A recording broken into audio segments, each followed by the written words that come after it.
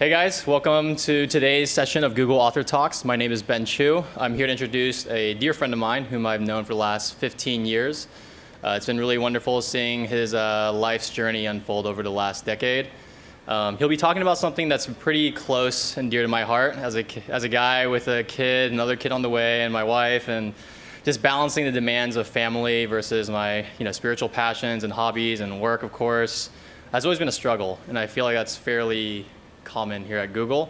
So Gary's actually given this talk to many large companies before. He has a lot of experience doing it, so I'm really excited to hear it for the first time. I'm sure it'll be very practical, a lot of good wisdom here. So let's everyone give him a warm Google welcome. Gary Kunath.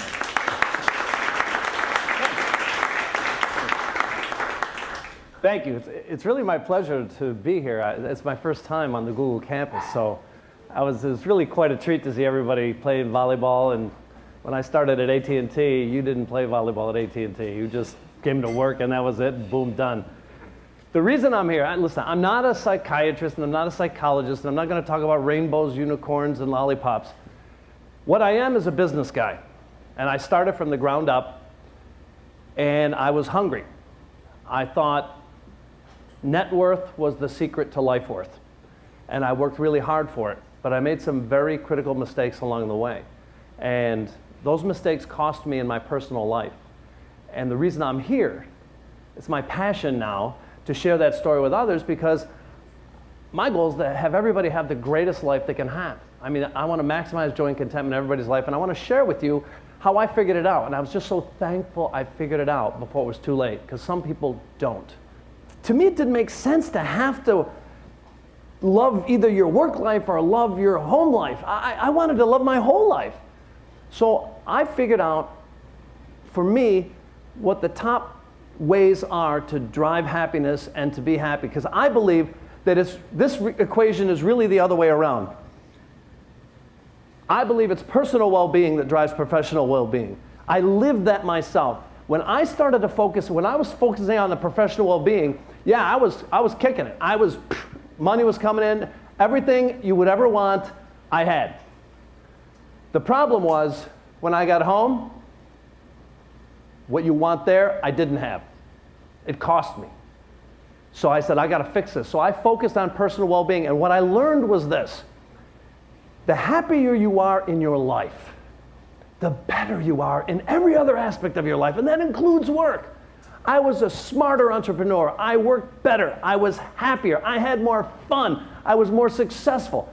All of that stuff because I focused on personal well-being. I put that first.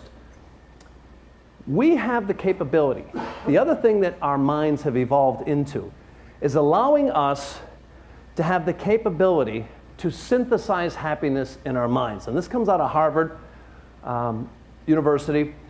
There's two forms of happiness. There's natural happiness. You're happy when you get what you want. Okay? Fair statement. But then there's synthetic or synthesized happiness, where you're happy when you don't get what you want. And that's a big deal. I mean, it gives us the ability, and I'll show you, it allows us, this one thing allows us the ability to take situations that aren't very pleasant or are negative and turn them in our minds into a situation that are okay.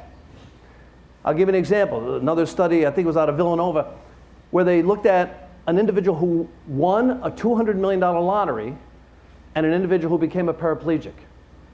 And they said, which do you think had the happier outcome?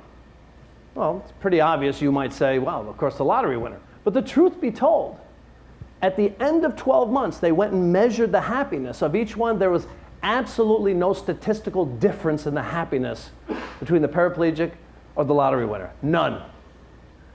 So when you look at the science of happiness, you look at it like this. 50% of your happiness is a set point. It's like when you're born. You have green eyes, you have brown eyes, you have blue eyes, done. I mean, that's it, boom. 10% of your happiness is circumstantial, but 40% of your happiness is derived from intentional activity. In other words, there are literally things you can do to be happier. And why you wouldn't want to be happier is beyond me. But there are things you can do. People want to be happier, but sometimes they don't know how. I hate to say this, but bad things happen to good people. Adversity plays no favorites, and adversity finds us all. You will not miss it. It will come to you if it has not already. And these things can be big. Death, loss of a loved one, financial ruin, addictions, victim of a crime, disabling accident. These things are huge. And I believe they're so much bigger than us. So it's important for me, I think, to believe in something bigger than you, because these things will crush you if you try to stand alone. And the truth be told, we need adversity in our lives. We need it. Because it's the only way you can find out who you really are. Look, anyone can be a rock star when life is perfect. But when life isn't so perfect, then the real you shows up. That's how you find out who you are. You can either be a camper, a climber, or a quitter when it comes to adversity, if you were to use a mountain climbing analogy. Some people just quit in the face of adversity. Some people camp, hole up, cover themselves up, hoping everything blows away, and some people climb. But we need adversity in our lives.